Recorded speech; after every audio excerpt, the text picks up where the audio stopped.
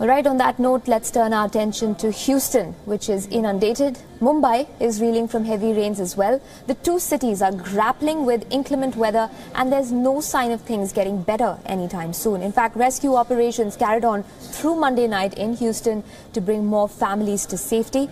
An insurance research group has claimed that flood damage in Texas could equal that from Katrina. Now, the 2005 hurricane was one of the most expensive natural disasters in the U.S. history, just to put it in perspective for you. Now, thousands of National Guard troops, police officers, rescue workers and civilians have descended on Texas. They're using helicopters, boats and high water trucks to rescue thousands stranded by the flooding.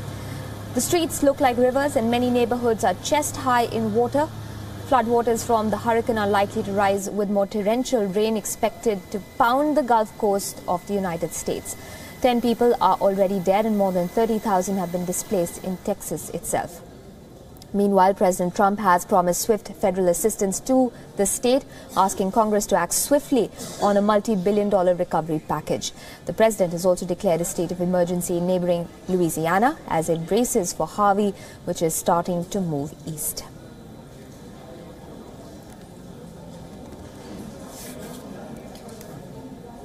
Joining me live on the broadcast right now is Rhea Gupta. She's a citizen and a student in Houston in Texas.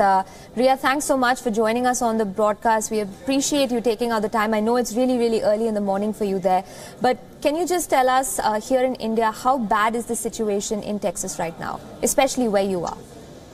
So the situation is, it's pretty bad. We are in a city that's the fourth largest city in the U.S. So we are about 2,200 square miles within the inner city. Now, every single highway is completely flooded. We cannot get in anywhere. No one can get out. So the only way to maneuver from point A to point B would be through boat. And so we are having a serious problem with healthcare, with food, with everything within Houston. Luckily, I am at my mom's house, which is about an hour and a half north of Houston.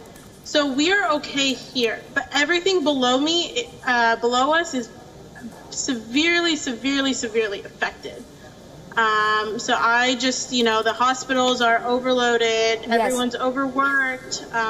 So we are just roughing it out because it's going to last till about Friday, I think. Right. And you did mention to me earlier that you've just finished a 12-hour shift at the hospital. If I can ask you, has it been busy days since Friday, since Hurricane Harvey hit Texas? And of course, if you can tell us what kind of complaints people are coming in, what are the issues that the patients are facing when they come into your hospital?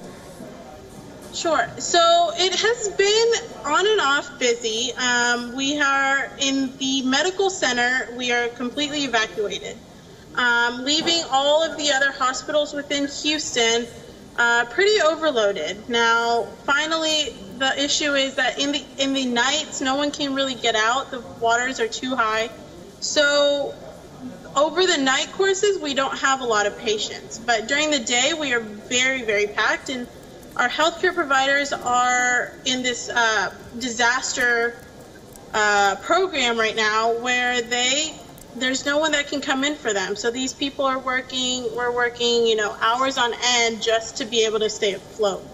And the serious complaints vary. Now, there's a lot of people coming in that are feeling fatigued, cold, and because they've been soaked, trying to get rescued. But we're having a series of complaints because some people cannot go to their doctor and get dialysis. So we're just having a very vast range of complaints here. Right. So we also understand that President Trump is going to be visiting Texas to get an idea of the situation, take stock of what's going on. But do you feel that there's been mismanagement in terms of preempting the kind of damage that that Hurricane Harvey was expected to cause? Do you think things could have been planned a little better, especially since Katrina happened just 12 years ago? No, I actually don't think anything we could have done anything to prepare for this, because we were not also expecting to get hit as badly as we did. The The eye was not supposed, the eye was always in Corpus Christi, so that was okay. But the issue is that Houston is designed for flooding. And Katrina was a very different issue because New Orleans is below sea level. Houston the roads are designed for flooding. So for us to leave at the last minute would have caused another Katrina issue where people were stranded on the roads. So for the best decision the mayor has taken is to stay put. People get on their second floors, get on the roof, and then call for help. There's a lot of help coming out. Even though it's a catastrophe, we've seen everyone pull together. You know, our neighbors are taking their boats out and just driving to Houston with their trucks and just, you know, trying to rescue people. And it's actually a very nice thing to see is that people are coming together. So Trump really doesn't have much say in how I think that we handled this situation. It was more of a Texas issue. All right. So, yeah. Fair enough. I understand you have to go back to sleep. You have to be back at work soon enough. So last question, Rhea, before I let you go. If you can just tell me what the plan is for you personally and, of course, for your neighbors over the next couple of days, because we're given to understand that there's more rain expected, there's more flooding expected in Texas. Correct. There's more flooding expected in Houston. We're just going to stay here, stay dry, and just hope for the best. We should not be getting flooded right here, but my apartment complex is completely flooded in Houston where I stay, and so we're just going to wait it out and hope for, you know, no flooding, no electricity is out. So, you know, there's a lot of people in Houston that are really suffering, but luckily we are okay here. All right, Rhea Gupta there in Texas. Thanks so much for joining us. Stay warm, stay dry, and appreciate you taking out the time to speak with us here at WION. Before we move on, though, just want to give you an idea of what else is going on in Texas. Drone footage over Houston is showing severe flooding and damage in the wake of Hurricane Harvey. The visuals show roads and even bridges submerged in flood waters. The historic flooding has caused the deaths of at least 6 people in Houston itself. And it is one of the worst hit areas due to these floods. A record 75 centimeters of rain has already fallen from August 24th. Now, these visuals on your screen right now, drone footage is giving you an idea of the kind of inundation that the 4th largest city in the United States is facing right now.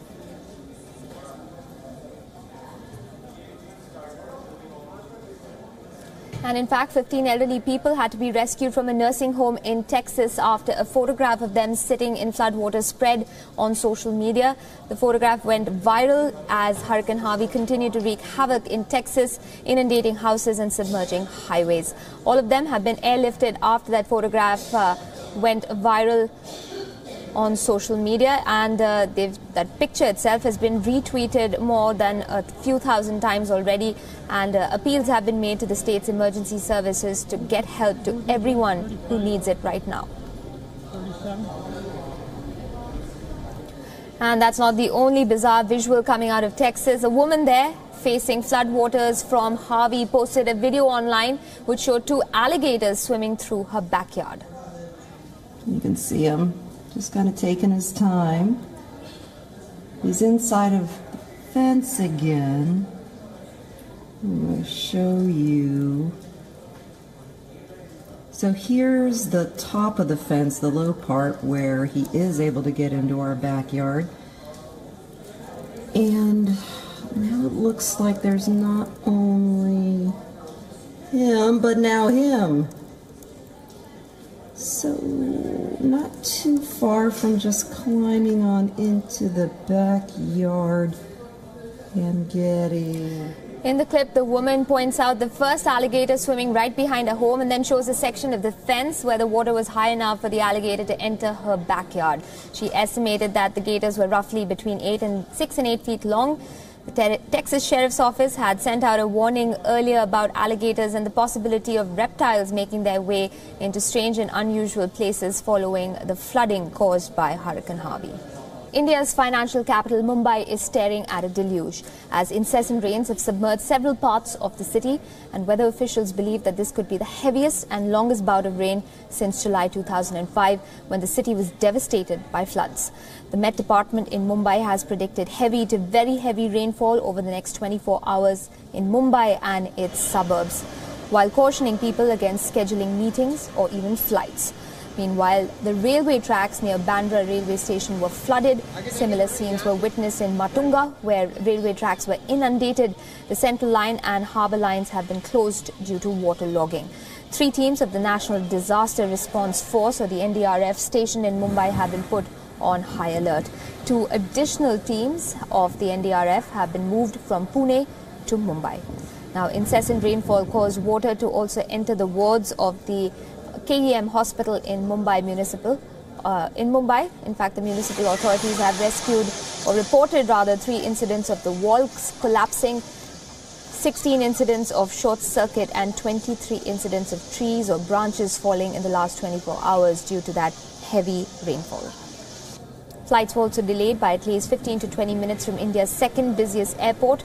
There were 5 go-arounds and 2 diversions till 11:30 a.m. All major airlines have advised flyers to inquire before heading to the airport, which was even shut down for a bit to deal with the low visibility. The rains have been heavy. They've caused waterlogging and traffic snarls across Mumbai on Tuesday morning. Among the most affected stretches were Eastern Freeway, southbound B.R. Ambedkar Road and Western Express Highway at Kherwadi. Traffic jams were reported on all major arterial roads in Mumbai, including the Eastern and Western Express Highways. Sion Panvel Highway and the LBS margs as rainfall continued to lash the city from last night.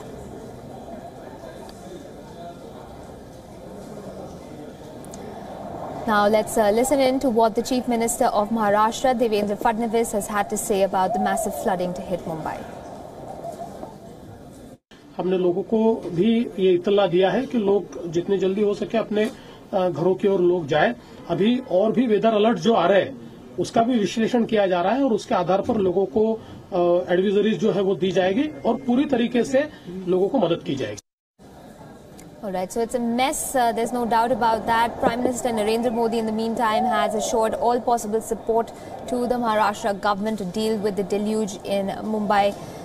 He took to Twitter saying that he's spoken with the Maharashtra Chief Minister Devendra Fadnavis on the situation due to the incessant rains in Mumbai and its surrounding areas. Goes on to say that the centre assures Mumbai of all possible support and to the government of Maharashtra, of course, in mitigating that situation which has been caused due to heavy rains in parts of the state. He even urged people of the city and surrounding areas to stay safe and take all essential precautions in the wake of the heavy rain. Jason De Silva joins us live on the broadcast. He's a citizen of Mumbai. Jason, tell me, how bad is the situation? Where exactly are you at this point? So currently I am at Mira Road. I left my office early because of all the alerts which were circulating online. And that is a good thing actually, because I did receive a bit of traffic but not much. However, on the way I could see a lot of heavy rainfall. Many of the skyscrapers were pretty much covered with the clouds. You couldn't see the top of the skyscrapers, and the rainfall and the wind was so much that all the water was coming in, and I got fully drenched. So I got lucky because I left relatively early. But there are a couple of my friends who are still stuck at at some of the key points in Mumbai, and they cannot really make it forward. Okay, stay with me, Jason. I'm also joined live on the broadcast by my colleague Bianca. She's also joining in from Mumbai. Bianca, which places in Mumbai are facing the maximum flooding right now?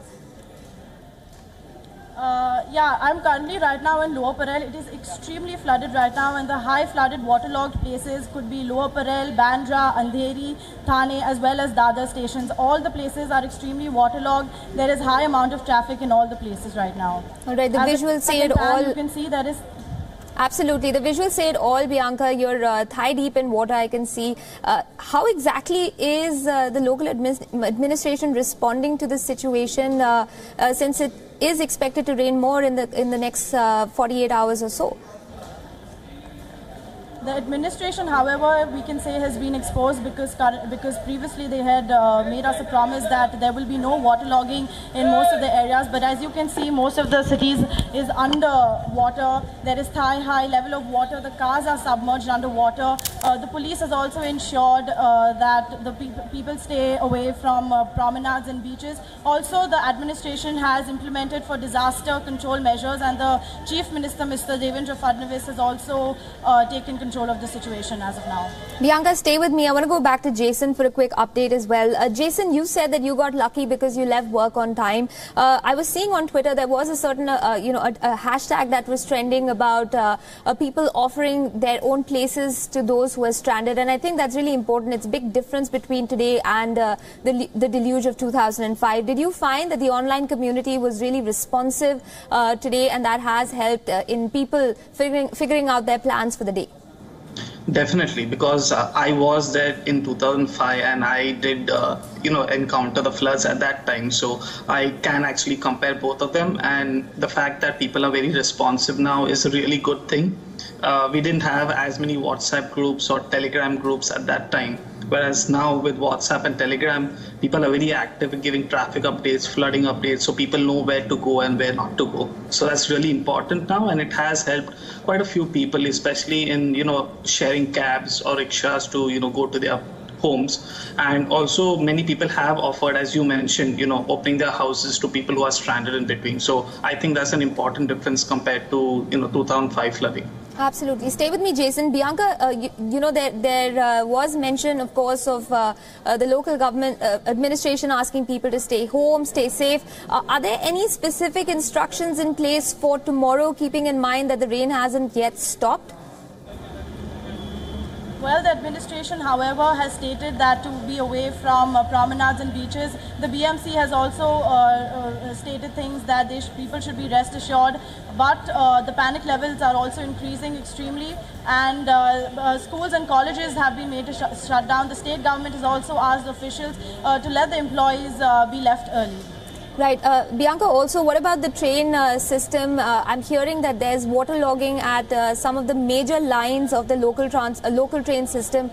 People are apparently trapped. Do we have any update on how that situation is being dealt with? Definitely, all the three local railway lines over here have been paralyzed because there is extensive waterlogging around the whole city. People are facing a lot of problems because, as you can say, that if they are taking 15 minutes to reach a place, they are now taking 1.5 hours. And also, due to extreme waterlogging, the trains, the buses have been delayed. Also, flights have been made to be delayed as well. All right, Jason and Bianca, thank you both for joining in on the broadcast and sharing your experiences with us. Bianca, thanks for that report. Stay warm, stay safe, both of you. It's obviously going to be a tough couple of days ahead for Mumbai. Appreciate you taking out the time to speak with us.